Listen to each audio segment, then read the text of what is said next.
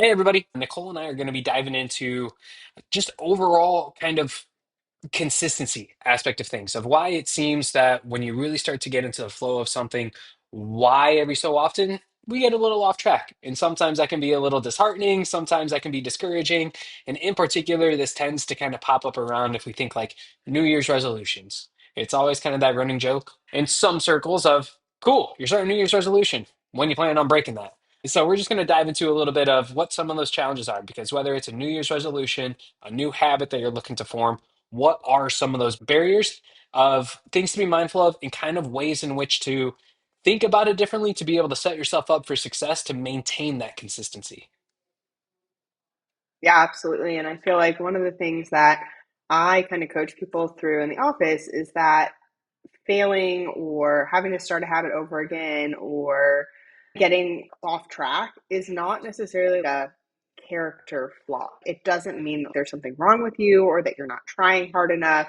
There's generally other factors, and that's not to say that like we should make those excuses, but there's other things that we need to address beyond why you can't stick with X, Y, or Z meal plan or your workout routine or whatever it is that you're looking to do. What is the actual underlying reason that's not working? And 9.9 times out of 10, it's not because you don't care or you're not trying hard enough.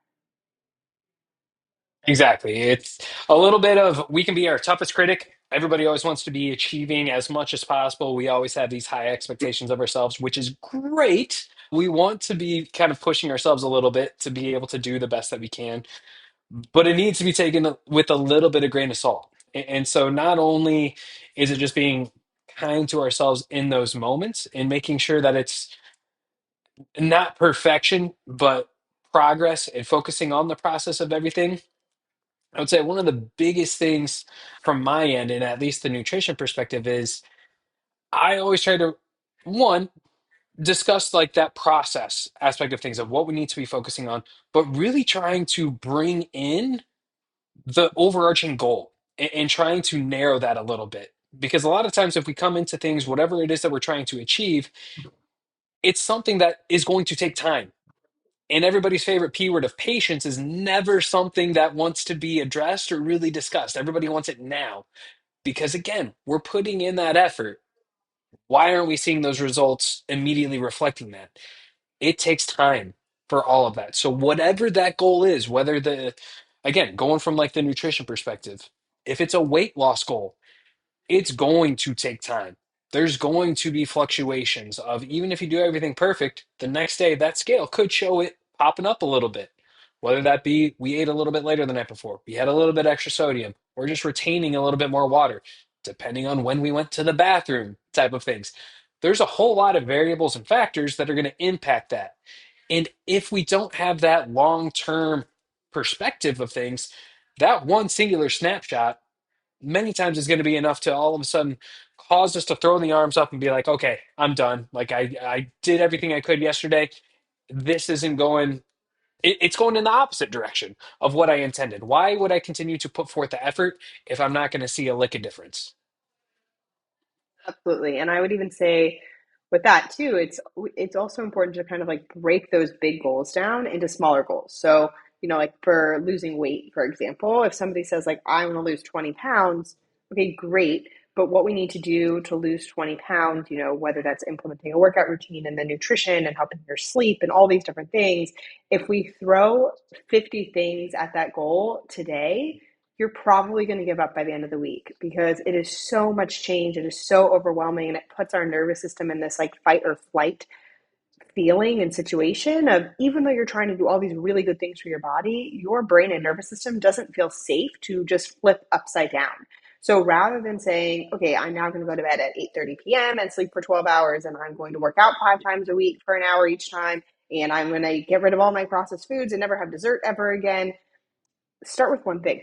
And I generally also like to start by doing something that is more of an abundant mindset thinking of like adding something in rather than like getting rid of something. So even something like if your goal is to lose weight, it might seem counterintuitive, and this is probably something Jay can chime in on a little bit more. But you know, start with adding water. Like, are you hydrated? Let's start by adding water in before you think about cutting calories. Let's start thinking about adding in fruits and vegetables at every meal before you think about getting rid of ice cream and dessert every night. Making it a little bit easier on yourself and slowly but surely making one small lifestyle change at a time makes that goal of losing 20 pounds much easier and more sustainable to actually get to.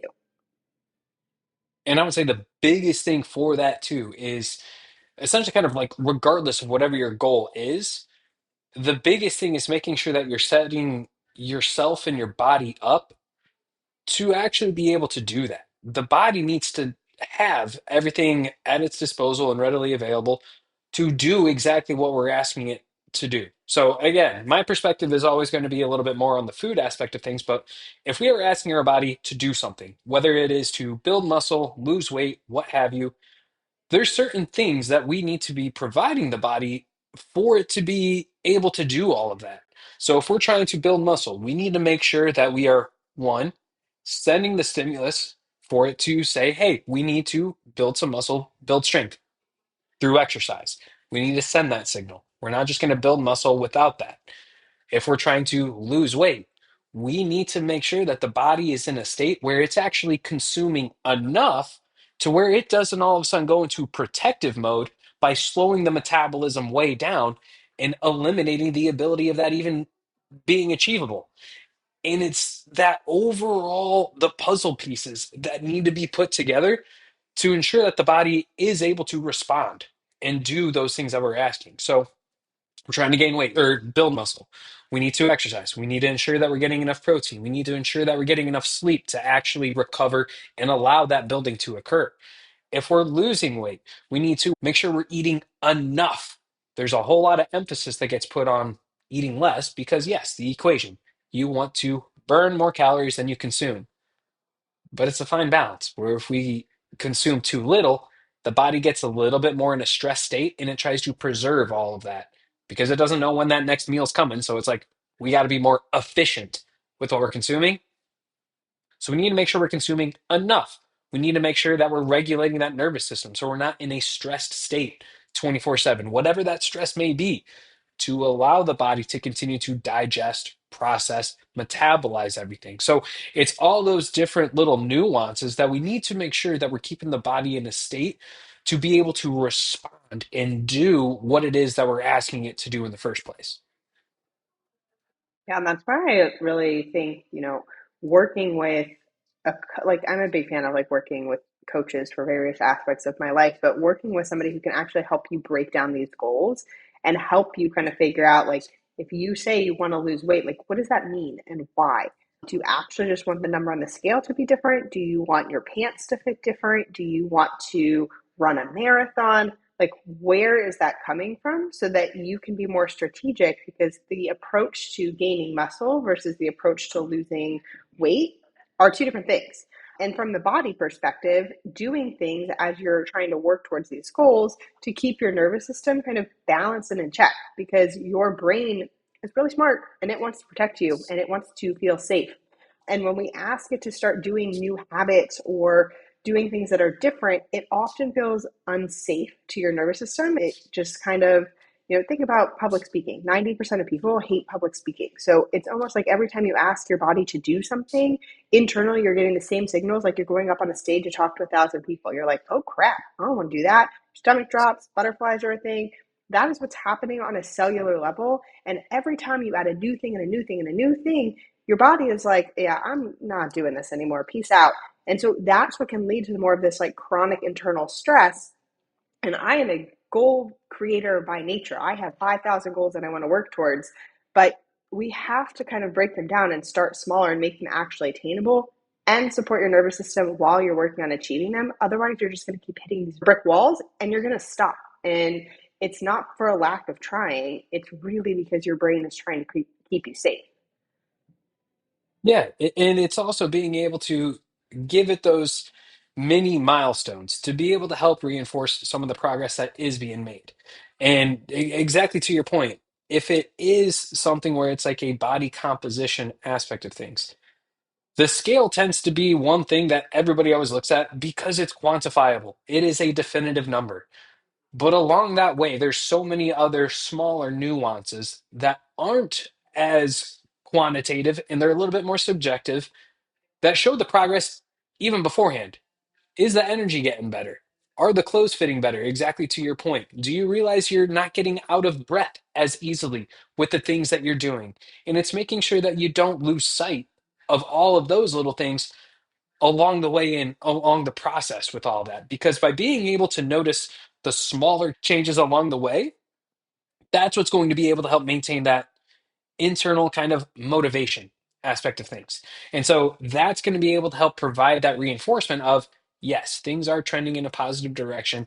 This is actually what I'm really wanting in the first place when I say I want to lose weight, exactly to your point as well, where it may not be exactly a number, but it's that feeling of what it is that you're wanting it to do. It's that feeling of having more energy, that feeling of being less out of breath, type of a thing. And so it's being able to really ensure that we're focusing and noticing all those progresses along the way. And so, again, just takes that perspective to be able to hit that pause button a little bit and know those long term results will come, but they are long term. And so we want to make sure that we don't get burnt out in the immediacy along the way to that. Absolutely. And I would say for us, like in the chiropractic side of the clinic, like this is why we do reassessments fairly often, like every 6 to 12 weeks, because one, we want to make sure the treatment that we're doing is actually helping you reach the goals that you have. But almost more important than that, we also just want to check in on your goals. We like to set more micro goals that are more of like a stair step of, okay, you're here today. If somebody comes in and says, like, I can't even walk a mile and their goal is to run a marathon, that's great. But our first goal is, okay, we need to be able to walk 3 miles. And then we need to be able to walk 5 miles. And then maybe jog a mile. And then maybe run 2 miles. And it's so much longer and more spread out. And each phase of our care has to look different as they're pushing their body in different ways.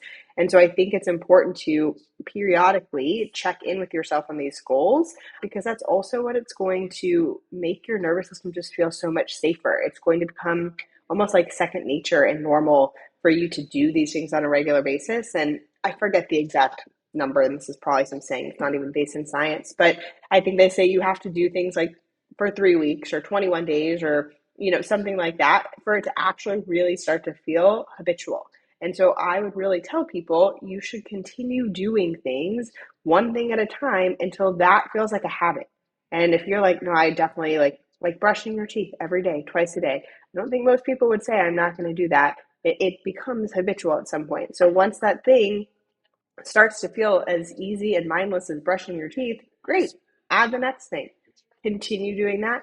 Add the next thing. And I know that is painfully slow at times for somebody who is a fast mover and wants to be from point A to point Z yesterday. But that's really how we actually work on hitting our goals without burning out, without putting our body in a state of stress. And yeah, I think that it kind of takes slowing down, but I don't know, you tell me this all the time, Jay, like slow is fast and fast is smooth. It all kind of works together of, isn't that what you tell me? It's slow is smooth, smooth is Oh fast. yeah, that's what it is. Thanks. I'm really bad at sayings. I try not to say them very often because I get my words all tangled up. But Yeah, next uh, time any of you the see point Nicole, is, ask her what Papa Charlie's go-to saying is. It's taken her years to yeah, get get it, but it. that's a I'll little inside still get it conversation for you wrong. guys when you come to the office. Yeah, but all to say, as you slow yourself down, you can improve these basic habits, and that will allow you to get faster and faster, and it becomes more repetition and more second nature for you. And then you're not going to want to stop doing them because you feel so much better while you're doing them. So it's just kind of a perspective shift on how you can reach on hitting your goals. And it's not because you're not trying hard enough, but it's more so you just have to do it in a way that actually works for you. And to really hammer that home, one of the biggest things I would say from my perspective, that if you're going to take anything out of this call, is to highlight the emphasis that you need to just more so focus on implementing systems that work for you. Don't rely solely on motivation of like, I want to do this, I need to do this, I'm just going to do this. Motivation comes and goes. No, nobody is motivated 100% of the time to do really anything. Any elite athlete across the board, anybody that is super successful in any of their careers, they are not motivated 100% of the time to do the things that they are doing.